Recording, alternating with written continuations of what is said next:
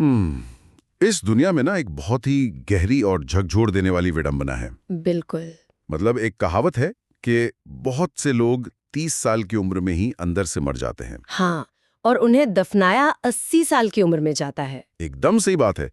जरा सोचिए, हर सुबह अलार्म बजता है और ज्यादातर लोग उस अलार्म को बंद करके अपनी सबसे कीमती सुबह, अपनी क्षमता को फिर से सुला देते हैं। और ये सिर्फ नींद नहीं है, हाँ, ये अपनी ही महानता से मुंह मोड़ना है। एक ऐसी जिंदगी से समझौता करना है जो कभी हमारी थी ही नहीं।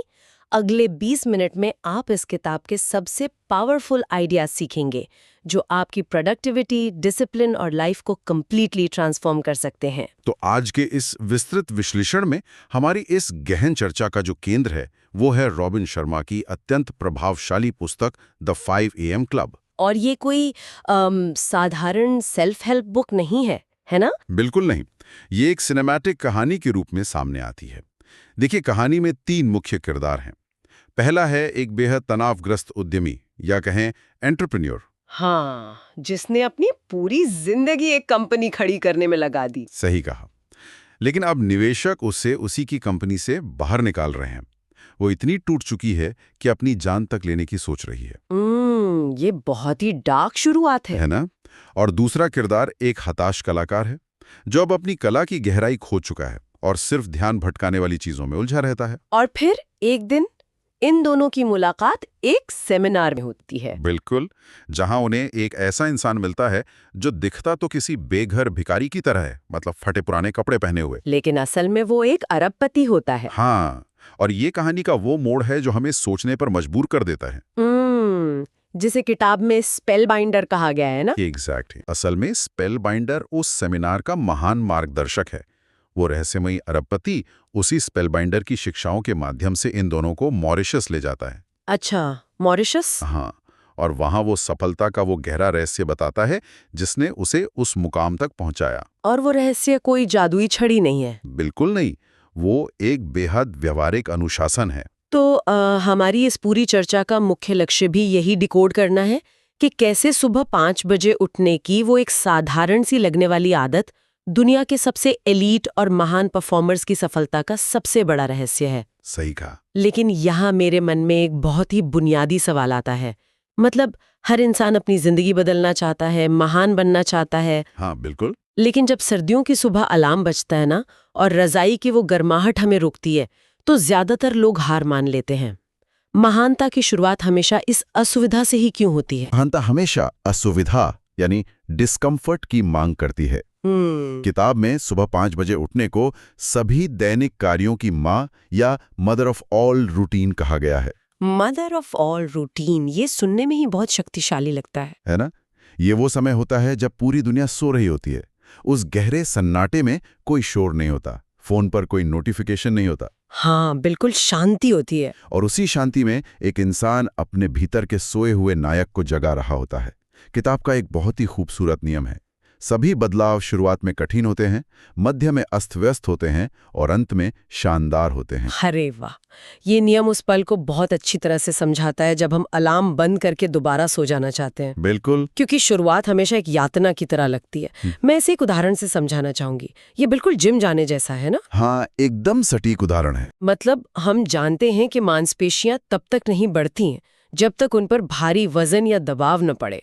उन्हें तोड़ना पड़ता है ताकि वे और मजबूत बन सकें। सही बात है। उसी तरह हमारी इच्छा शक्ति भी तो एक मांसपेशी ही है। जब सुबह सुबह बिस्तर की गर्माहट और नींद के लोभ से लड़ना पड़ता है, जब उस असुविधा को गले लगाया जाता है, तभी ये इच्छा शक्ति वाली मांसपेशी मजबूत होती है। बहुत खूब। और जो इंसान सुबह उठकर अपने ही आलस को हरा सकता है, वो दिन भर में किसी भी चुनौती को हरा सकता है। लेकिन दिमाग बगावत भी तो बहुत करता है ना? बस 5 मिनट और सो लेते वाला बहाना। हाँ, दिमाग तो करेगा ही। लेकिन विज्ञान कहता है कि किसी भी नई आदत को पक्का होने में 21 दिन नहीं बल्कि 66 दिन लगते हैं। 66 दिन? बिल्कुल। रॉबिन शर्मा ने इसे 3 हिस्सों में बांटा है। पहले 22 दिन विनाश या डिस्ट्रक्शन के होते हैं, जहां पुरानी आदतों को तोड़ा जाता है, जो सबसे दर्दनाक होता है। अगले 22 दिन स्थापना या इंस्टॉलेशन के होते हैं, जो बहुत अस्त व्यस्त होते हैं, जहां दिमाग भ्रमित रहता है। और आखिरी 22 दिन एकीकरण या इंटीग्रेशन के होते हैं, अच्छा, तो इन 66 दिनों के बाद क्या होता है? लगातार 66 दिनों के बाद इंसान एक स्वचालितता बिंदु या ऑटोमेटिसिटी पॉइंट तक पहुंच जाता है। इसे थोड़ा आसान भाषा में समझते हैं। स्वचालिता बिंदु मतलब बिल्कुल वैसा ही जैसे जब कोई पहली बार कार चलाना सीखता है, हाँ, तो उसका पूरा ध्यान क्लच, ब्रेक और गियर पर होता है, जो बहुत थकाऊ लगता है। बिल्कुल। लेकिन कुछ महीनों बाद वो बिना सोचे स्वचालित रूप से कार चला रहा होता है। एकदम सही एनालॉजी है। 66 दिनों के बाद सुबह 5 बजे उठना एक संघर्ष नहीं रहता, वो स्वभाव बन जाता है। क्या बात है। और जब वो इच्छा शक्ति मजबूत हो जाती है, तब असल खेल शुरू होता है। बिल्कुल, क्योंकि ये समझना बहुत जरूरी है कि सिर्फ सुबह 5 बजे उठ जाना ही काफी नहीं है। हाँ, अगर कोई इंसान 5 बजे उठकर सिर्फ सोफे पर बैठ जाए या सोशल मीडिया स्क्रॉल करे, तो उससे उसके जीवन में कोई क्रांति नहीं आने वाली। असली रहस्य ये है कि उस खाली और शांत समय में इंसान अपने भीतर क्या बना रहा है। किताब में 5 से 6 बजे के बीच के समय को विजय काल या विक्ट्री आवर कहा गया है। विजय काल? हाँ, ये वो समय है जो तय करेगा कि आने वाला दिन कैसा होगा। इस 1 घंटे में हर इंसान को अपने अंतर्मन के 4 साम्राज्यों को विकसित करना होता है। एक सेकंड, अंतर्मन के 4 साम्राज्य, मतलब ये शब्द अपने आप में बहुत विशाल लगता है। ये 4 साम्राज्य क्या हैं? देखिए, ये 4 साम्राज्य हैं: mindset, heart set, health set और सोल सेट। ओके। किताब का ये हिस्सा बहुत ही क्रांतिकारी है। सबसे पहला है माइंडसेट, यानी हमारा मनोविज्ञान और हमारे विचार। ये हमारी सकारात्मक सोच, फोकस और मानसिक शक्ति का साम्राज्य है। लेकिन सिर्फ यहीं रुक जाना सबसे बड़ी गलती है।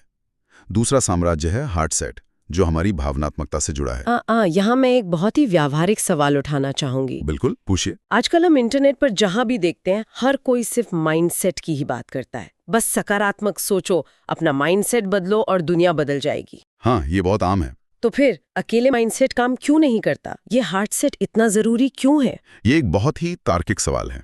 देखिए, इसका जवाब मनोविज्ञान की गहराई में छुपा है। हम इंसान सिर्फ मशीन नहीं है जो एक सॉफ्टवेयर यानी माइंडसेट से चलें। सही बात है। कल्पना कीजिए कि एक इंसान का माइंडसेट बहुत मजबूत है, उसने अपने लक्ष्यों की सूची बना ली है। ठीक है। लेकिन उसका हार्ट सेट यानी उसका दिल पुरानी चोटों, धोखे, असफलता के डर और कड़वाहट से भरा हुआ है। समझ रही हूँ। ऐसे में वो बेहतरीन माइंडसेट भी किसी काम का नहीं रहेगा। वो रेत के महल की तरह ढह जाएगा। दबी हुई भावनाएं हमेशा मानसिक शक्ति पर भारी पड़ती हैं। बिल्कुल। अगर भावनाएं विषैली हैं तो बुद्धि काम नहीं कर सकती। इसलिए हार्ट सेट से उन विषैली भावनाओं को साफ करना अनिवार्य है। यह बहुत ही स्पष्ट करता है कि क्यों कई बुद्धिमान लोग भी जीवन में अटके हुए महसूस करते हैं। बाकी 2 साम्राज्यों का क्या काम है? तीसरा है हेल्थ सेट, यानी हमारी शारीरिक क्रिया। अब महानता हासिल करने का क्या फायदा अगर इंसान उस सफलता का आनंद लेने के लिए जीवित ही ना रहे? हाँ, बिल्कुल। शरीर को ऊर्जावान बनाना, बीमारियों से दूर रखना और लंबे समय तक उच्च प्रदर्शन करने के लिए इसे मजबूत करना होता है। और चौथा, जो शायद आज की दुनिया में सबसे ज्यादा भुला दिया गया है, वो है सोल सेट, हमारी आध्यात्मिकता। Soul set. ये किसी धर्म के बारे में नहीं है। ये अपनी आत्मा से जुड़ने, एक गहरी शांति महसूस करने और इस भौतिकवादी दुनिया के शोर से दूर अपने असली उद्देश्य को पहचानने का साम्राज्य है। तो मतलब केवल बुद्धि या भावनाओं पर काम करना काफी नहीं है? बिल्कुल नहीं। जब ये चारों साम्राज्य मन, भावना, शरीर और आत्मा एक साथ मजबूत होते हैं, तब एक इंसान सच में अपराजय बन जाता है। ये एक बहुत ही संतुलित नजरिया है जीवन को देखने का। लेकिन अब एक बहुत ही बड़ी व्यावहारिक चुनौती सामने आती है। वो क्या? हमने ये तो समझ लिया कि हमें इन 4 साम्राज्यों का निर्माण करना है, लेकिन हमारे पास सिर्फ वो 1 घंटा है, सुबह 5 से 6 बजे तक का। हाँ। तो उस 1 घंटे का सटीक उपयोग कैसे किया जाए कि ये चारों साम्राज्य मजबूत हो सकें? क्या इसका कोई ब्लूप्रिंट है? यहीं पर इस किताब का सबसे चमत्कारी और वैज्ञानिक फॉर्मूला सामने आता है। 20-20-20 का फॉर्मूला। 20-20-20 फॉर्मूला। हाँ, ये फॉर्मूला उस 1 घंटे के विजय काल को 3 बराबर हिस्सों में बांट देता है, यानी 20-20 मिनट के 3 खंड। तो पहला खंड सुबह 5 से 5:20 तक का समय, इसमें क्या करना होता है? पहले खंड को पसीना बहाना या मूव कहा गया है। इसमें उठते ही सबसे पहले कड़ी कसरत करनी होती है। मतलब ऐसी कसरत जिससे पसीना आए? बिल्कुल, पसीना आए और दिल की धड़कन तेज हो जाए। इसका एक बहुत ही गहरा विज्ञान है। वो कैसे? जब इंसान सोकर उठता है तो उसके शरीर में कॉर्टिसोल का स्तर सबसे ज्यादा होता है। कॉर्टिसोल यानी डर और तनाव का हार्मोन। पसीना बहाने से वो कॉर्टिसोल शरीर से बाहर निकल जाता है। अच्छा। और सबसे महत्वपूर्ण बात, व्यायाम करने से मस्तिष्क में BDNF का प्रभाव बढ़ता है। एक सेकंड रुकिए, ये BDNF क्या है? मतलब ये सुनने में किसी जटिल मेडिकल टर्म जैसा लगता है। हाँ, ये थोड़ा वैज्ञानिक लगता है। तो इसे थोड़ा आसान शब्दों में समझाइए ना कि ये हमारे दिमाग में करता क्या है। बिल्कुल, देखिए, BDNF का फुल फॉर्म है ब्रेन डिराइव्ड न्यूरोट्रॉफिक फैक्टर। ठीक है। अगर इसे बिल्कुल आसान भाषा में समझें तो यह मस्तिष्क के लिए एक फर्टिलाइजर या खाद की तरह काम करता है। अरे वाह! जब हम कड़ी कसरत करते हैं तो BDNF हमारे दिमाग में नए न्यूरल कनेक्शंस बनाने में मदद करता है। यह क्षतिग्रस्त ब्रेन सेल्स की मरम्मत करता है और सीखने की क्षमता को बढ़ा देता है।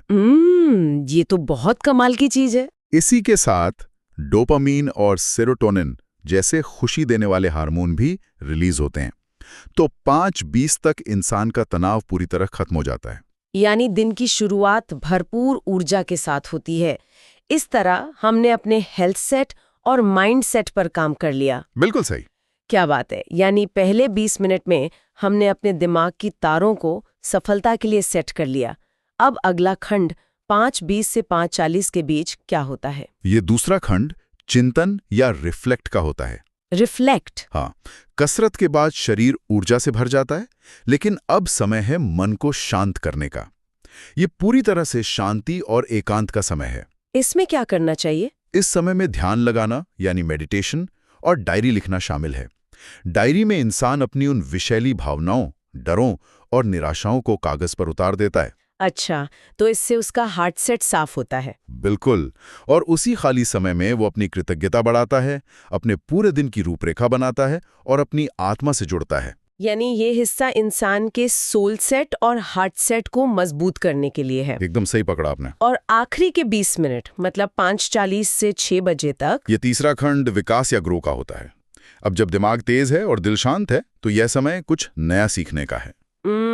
जैसे किताबें पढ़ना। हाँ, किताबें पढ़ना, महान लोगों की जीवनियां पढ़ना, कोई ज्ञानवर्धक ऑडियो सुनना या अपने कौशल को निखारना। यहाँ किताब एक बेहतरीन नियम देती है, 2x3x नियम। ये 2x3x नियम क्या है? इसका सीधा सा मतलब है कि अपनी कमाई और अपने प्रभाव को 2 गुना करने के लिए अपनी सीखने की क्षमता और व्यक्तिगत विकास को 3 गुना करना होगा। अरे वाह! महान लोग कभी भी सीखना बंद नहीं करते। बिल्कुल। इस पूरे 20-20-20 फॉर्मूले को समझने के लिए ना मैं एक बहुत ही आसान एनालॉजी देना चाहूंगी। बताइए। ये बिल्कुल वैसा ही है जैसे हम रात में अपने स्मार्टफोन को सॉफ्टवेयर अपडेट पर लगा देते हैं ना। हाँ, बहुत अच्छा उदाहरण है। यह फॉर्मूला इंसान के ऑपरेटिंग सिस्टम का रोजाना का सॉफ्टवेयर अपडेट है। पहला 20 मिनट हार्डवेयर यानी शरीर को दुरुस्त करता है। सही। दूसरा 20 मिनट वायरस और कैशे मेमोरी यानी बुरी भावनाओं को डिलीट करता है। और आखिरी 20 मिनट नए और बेहतर एप्लीकेशंस यानी ज्ञान को इंस्टॉल करता है। बहुत ही शानदार एनालॉजी है। अगर इंसान अपने सिस्टम को अपडेट नहीं करेगा, अगर पुराने विचारों और कल के तनाव के साथ ही दिन की शुरुआत करेगा, तो जाहिर सी बात है दिन भर वो सिस्टम हैंग करेगा। बिल्कुल। इस फॉर्मूले से इंसान का ऑपरेटिंग सिस्टम रोज नया और तेज हो जाता है। हाँ। लेकिन देखिए, ये तो सिर्फ सुबह 6 बजे तक की कहानी है। सुबह का समय तो सेट हो गया, इंसान एक योद्धा की तरह तैयार है।